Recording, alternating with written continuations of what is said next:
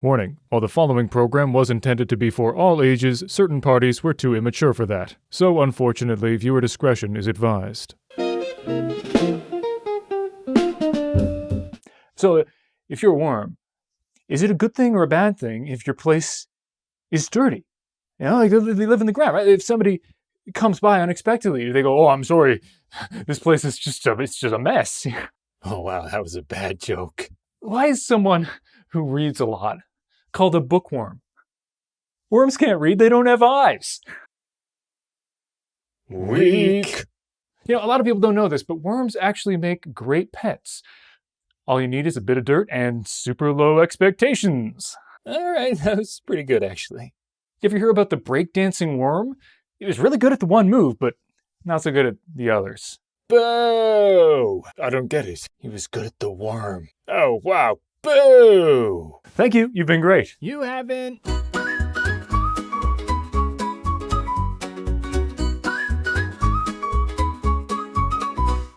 Welcome to my show. I'm glad that you are near. There's stuff you ought to know and things for you to hear. With Buddy and Winston, my pooch and kitty friends. We'll have a bunch of fun before this episode ends. If you miss all of those shows from when you were a kid, nostalgia has gripped you, or you wish it did. If you wanna learn stuff and have lots of fun, I hope that you'll join me. Today has just begun. Today has just begun. Today has just begun.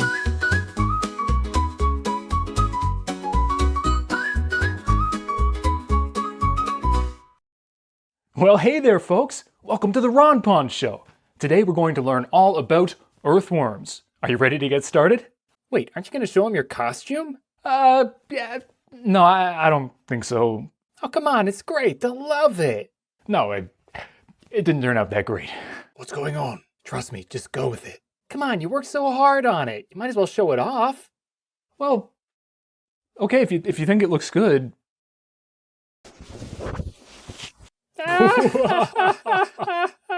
What? It looks like a poo. I knew it! It's so bad. Well, why'd you tell me it looked good? So that you'd wear it and look like a poo. You didn't have to make it brown.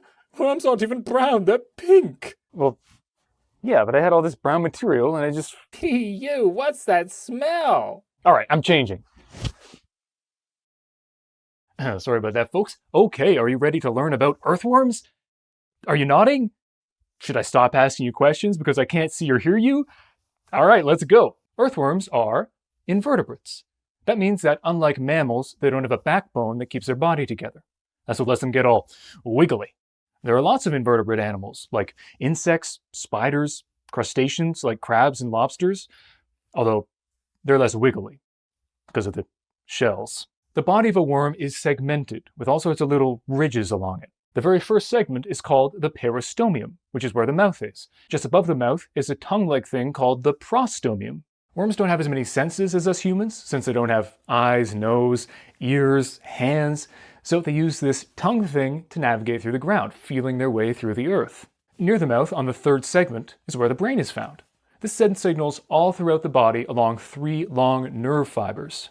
About a third of the way down is the clitellum. Wait, what? Did he just say? He just said... No, I said the clitellum. Worms have clits? Worms have clits! Worms have clitellums. That's way too hard to say. Yeah, you should just call it a clit for short. I will not. Come on, it's funny. Really funny. Plus, I'm sure it'll go over the kids' heads anyway. If I do, will you behave? Maybe. All right, good enough. The bulging part of the worm that turns orange when the worm is ready to reproduce is called the clit. Okay, wow, that's a little immature, man. Yeah, that's a bit lowbrow, even for you. Totally inappropriate. Oh, I hate you both so much. No, you don't. Anyway, the very last segment at the very end of the worm is called the periproct, also known as the butt. Also, every segment, except the first and the last, has 8 little bristle things called setae. These let the worm anchor itself into the ground as it moves around and can actually be retracted back into the worm. Of course, they're bigger in this image just so you can see them. They're actually quite small. Neat little side note, setae is actually the plural form. If you're just talking about one of them, it's called a seta. Oh yeah, that will come in handy in my life. Okay, why are you doing that? Doing what? Talking with that fake accent. I have no idea what you're talking about. We were just talking to each other 2 minutes ago and you were talking normally. What, you're trying to sound sophisticated for the show? This is how I always talk. Shut up. You grew up next door to me, dude. This is weird. Why are you ruining this for me? Why are you talking with a fake accent? This show is brought to you by Make Someone Read You This Book. The concept is that it's just really fun to have someone read it aloud to you. It's super inconvenient. You have to say certain words certain ways. The names are difficult. It's a blast. So if you have any kids in your life or just adults who are kids at heart, this makes a great gift. You can buy it on Amazon. Now, back to the show. Now, I know what you're wondering. How do worms reproduce? I wasn't wondering that. I was. Well, first of all, earthworms are hermaphrodites, which means they can act as both the male and the female while reproducing. Really opens up your options. Woke. Ugh, don't you start with that too. Now, worms mature after 50 to 90 days. And once they're mature, they can mate every 7 to 10 days. And mating takes a while, like up to 24 hours. Ooh, tantric.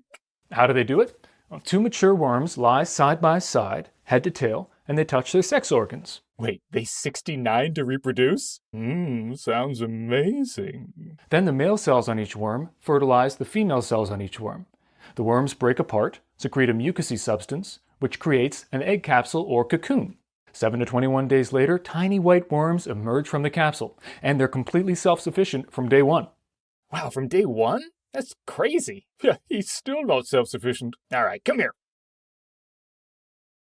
Question. Are all worms the same? Yeah, are there different types? Oh yeah, but there are thousands of different types of earthworm. But 4 are the most common. First, the red worm. They're red, obviously, 2 to 4 inches long, and they live in lawns, gardens, and anywhere soil is covered by mulch. They're probably the ones you usually see.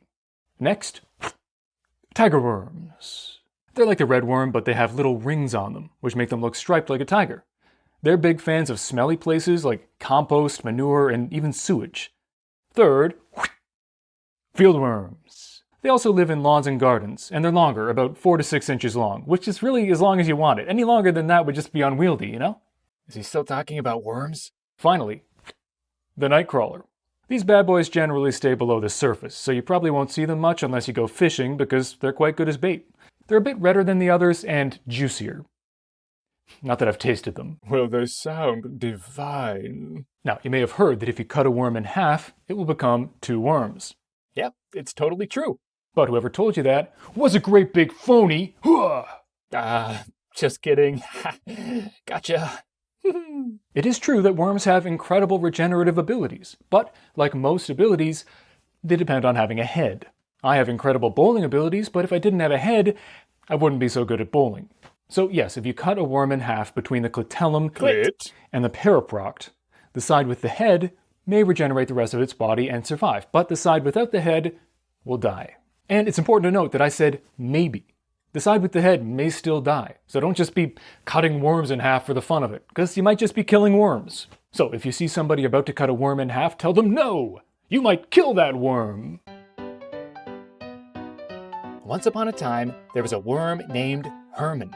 Herman loved to crawl around on the ground. I said Herman loved to crawl around on the ground. It's hard to move in this thing. Worms can't talk, now crawl.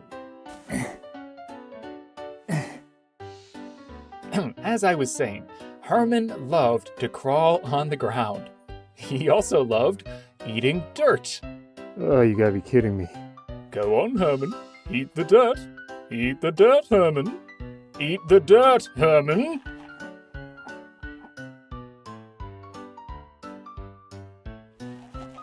One day, the worm was crawling around, eating dirt, when suddenly a great shadow fell upon him.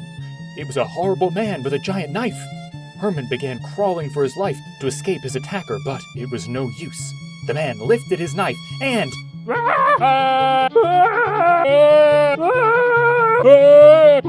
Slice!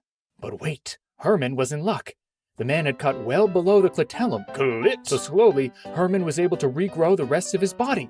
Hooray, Herman! The end. Patreon.com/Ronpon. Patreon.com/Ronpon. All right, does anybody have any questions about worms? Yeah, I have a question. If you're just going to give us a list of questions to give you, why not just include them in the lesson itself? Look, just ask the questions, okay? That was the plan. Yeah, I mean, I'll read them. I just think it's unnecessary. I think this works better. I think you're wrong. Look, just do it, okay?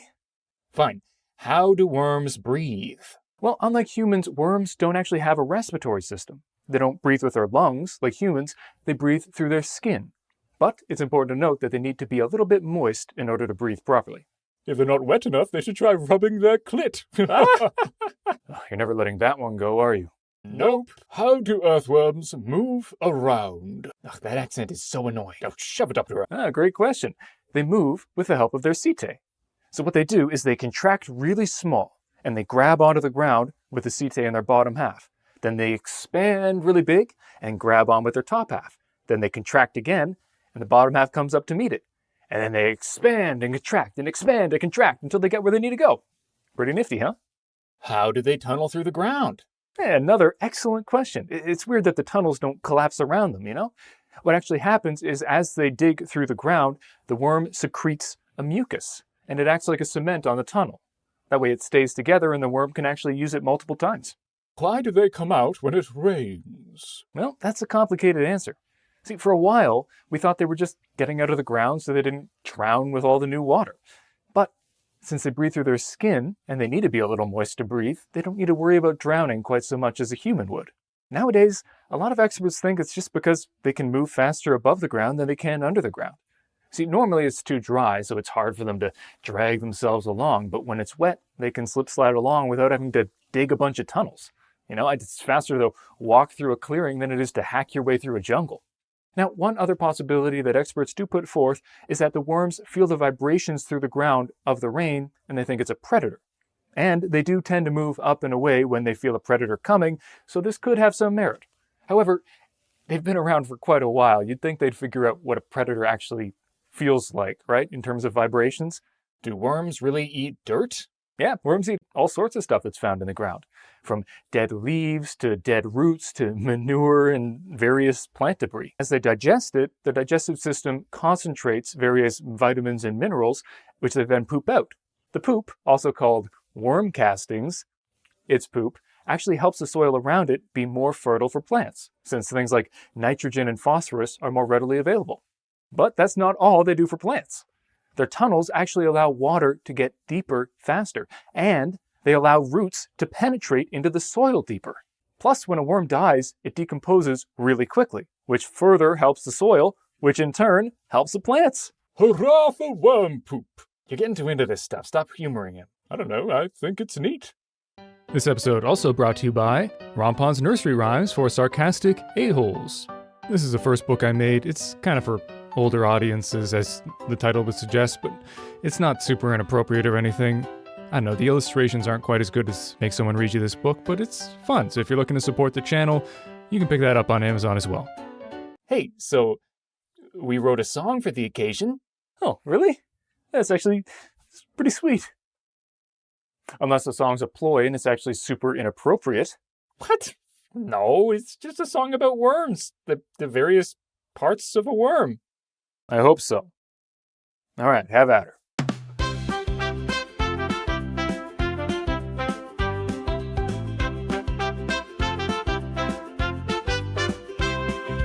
Worms are silly creatures, they live beneath the ground. If you dig a little bit, a worm can oft be found. And worms have lots of segments, which all are real important. But there is one specific part which ruins my comportment. Where's the clit? Where's the clit? It shouldn't be so hard to find, but we can't find it.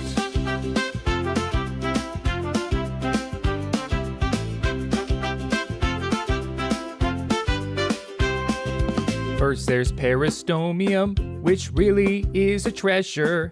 But though there is a mouth up there, it doesn't give much pleasure. On the ends the parrot procked, aka the butt. And while it is quite useful, it doesn't make the cut. Where's the clit? Where's the clit? It shouldn't be so hard to find, but we can't find it.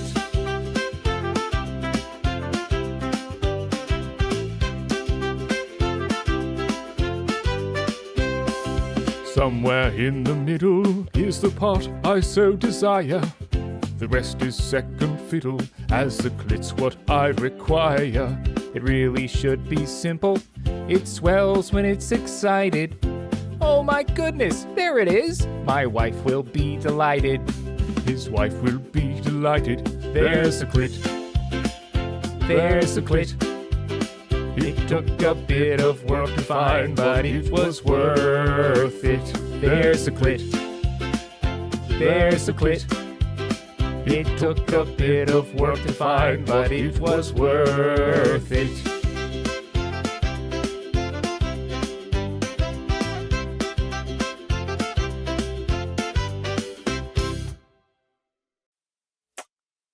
You're telling me there's no second meaning to that song? What do you mean? It's a song about the parts of a worm. And no double entendre at all, huh? Of course not. Not even the part about your wife being delighted? I told you that was too on the nose. Shut up, just go with it. Whatever, let's just move on. It's time for a pop quiz.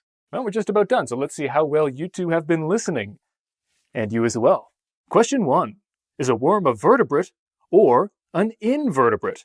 Do you remember this? No, I think we were talking about penises at the time. Vertebrate? Nope, earthworms are invertebrates, which I'm sure you'll remember means that they don't have a spine like us mammals. Duh, we were just joking. How do worms breathe? A, through their nose. B, through their skin. Or C, through their butt. Through that. Shh. Give the folks at home time to answer. But it's super obvious. Give them time. Okay. How about now? Sure, go. Obviously, it's through their nose. This is really easy. No, it's through their skin. Remember, that's why they don't have to worry so much about the rain. You look so stupid right now. I will hurt you. If a worm is cut in half, will it survive? No. Yes. Trick question. It depends where you cut it. Remember, if you cut above the cotylum, it will die, but if you cut below the cotylum, it might survive. But remember, cutting animals in half is just mean, and it might die anyway, so don't do it. Keep up the trick questions, and I'll cut you in half. What was that? Nothing. Well, that's it for today. I hope you enjoyed learning about earthworms, but until next time, bye-bye. So Bye. long.